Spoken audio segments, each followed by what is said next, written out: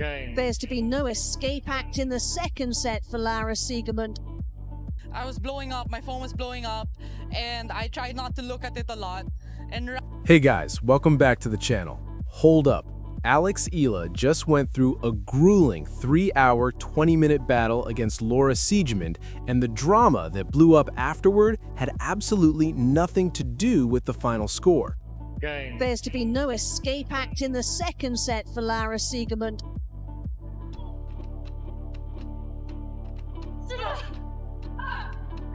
Terrific point. Because what this win really revealed was a clash between three very different forces. Tactical gamesmanship designed to disrupt a young champion's rhythm. A private message from her mentor that somehow became one of tennis's most misinterpreted stories. And a digital machine that's quietly reshaped a Filipino national icon into someone she'd barely recognize. March 19, 2026, Miami Open. Eala stepped onto that court in a completely new position. Not the wild card, not the feel-good underdog the world adored in 2025. She was now the number 31 seed, a player with ranking points to defend, and opponents who'd had a full year to dissect her game. On paper, the final score of 6-7, 6-3, 6-3 looks almost simple. It was anything but.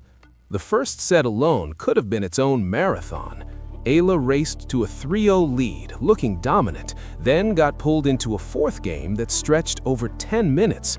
That single game gave Laura Siegemund, the crafty 38-year-old German ranked 53 in the world, just enough time to reset. Siegemund battled back and eventually took the set in a tiebreak after Eala failed to convert 4 separate set points. 4 set points, none converted. And yet, the stats tell a deeper story. Siegemund's first serve landed at a slightly higher rate, 74% to Eala's 69%. But when Eala's first serve was in, she won 72% of those points versus Siegemund's 62%. That 10-point difference isn't just a footnote. In a match that ended up as the joint 5th longest tour-level match of 2026, that gap meant Eala's steady baseline pace was gradually wearing Siegemund down, rally by rally, game by game, in exchanges the veteran couldn't maintain.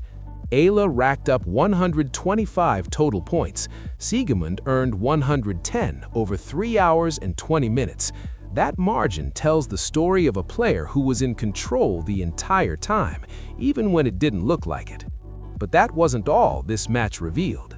Three-set win, a comeback for you. She's a tricky player. What solutions were you able to find? I think I had to be patient. Sorry, the match was so long I lost my voice. I think patience was key and waiting for the right moments, yeah, patience, a lot of patience. And after Eala's 2025 Miami run, where she defeated Jelena Ostapenko, Madison Keys, and Iga Agate, before falling to Jessica Pegula in the semifinals, her phone, her own words, was absolutely flooded with notifications. Somewhere buried in that chaos was a direct message from Rafael Nadal. Eala didn't see it for 4 full days. In a post-match interview after the Siegemund win, Eala shared the story herself. She said she nearly died of embarrassment when she finally realized she'd left the founder of the Rafa Nadal Academy, a man she'd trained alongside for years in Mallorca, Spain, sitting on an undelivered message. When she finally replied, her very first sentence was an apology before she even got to the thank you. That is the full story. A 20-year-old, completely overwhelmed by the scale of what she'd just accomplished, accidentally left one of the greatest athletes in sports history waiting for 4 days. It's genuinely funny. It's also deeply human. Nadal had already shown support publicly, posting on X after her 2025 wins over Ostapenko and Pegula, writing encouraging messages and expressing pride in how she represented the Philippines. He had also personally invited the world number 1 to attend Eala's 2023 graduation from the academy. The relationship between Nadal and Eala is real, It's documented. It matters. What happened to that story online, though, is something entirely different. Of last year, I was blowing up, my phone was blowing up, and I tried not to look at it a lot.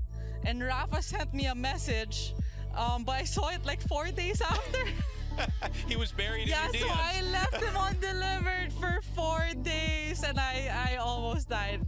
Don't do that, guy, but he was super nice, yeah. The same fierce Filipino pride that fills arenas and floods timelines has also created a gap, and certain corners of the internet have been quick to fill it.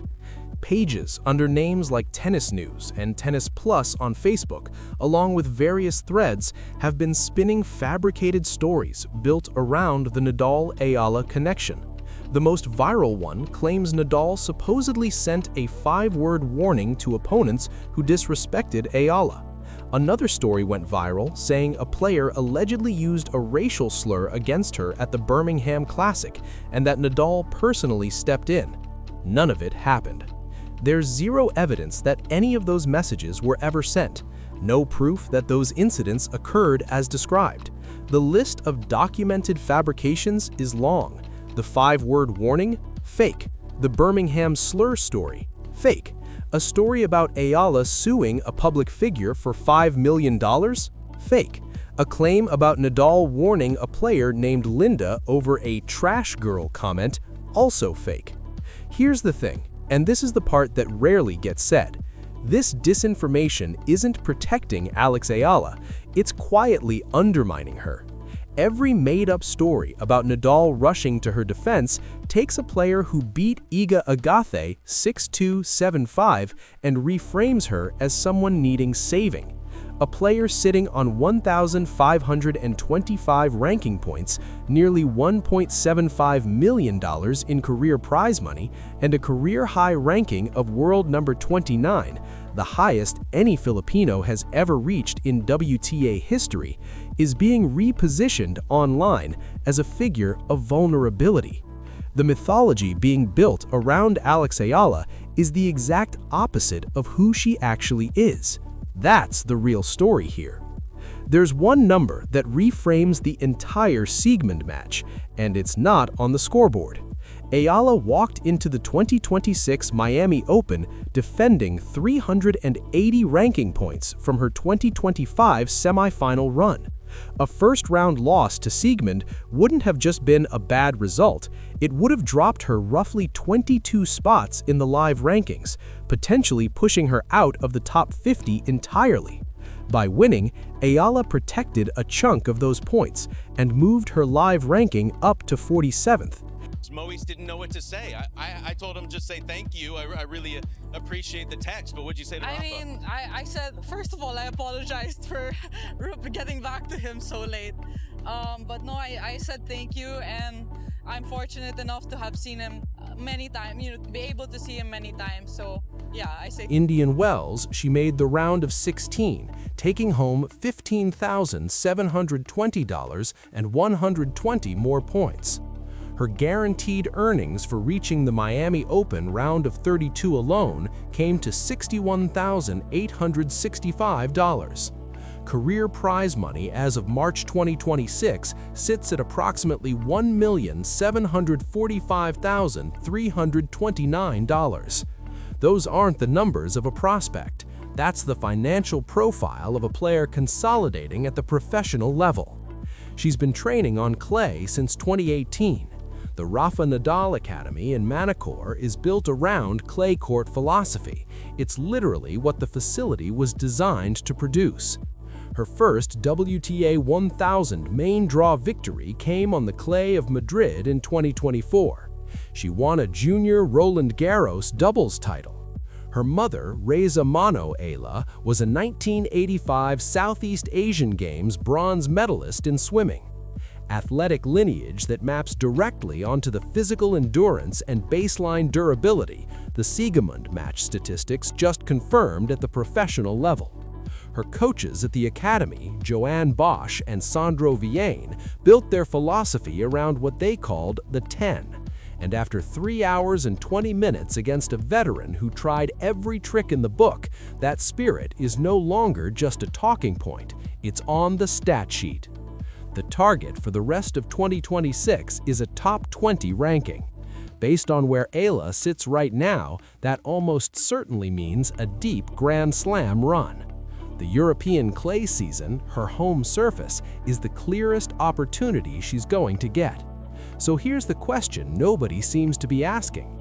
When Alex Eala walks onto that clay court in Paris, Madrid, or Rome, will the story still follow her as Rafael Nadal's protege, or will it finally fully belong to her? The match against Laura Siegemund suggests she already knows how to write that answer herself. Thanks for watching, and make sure you hit that subscribe button.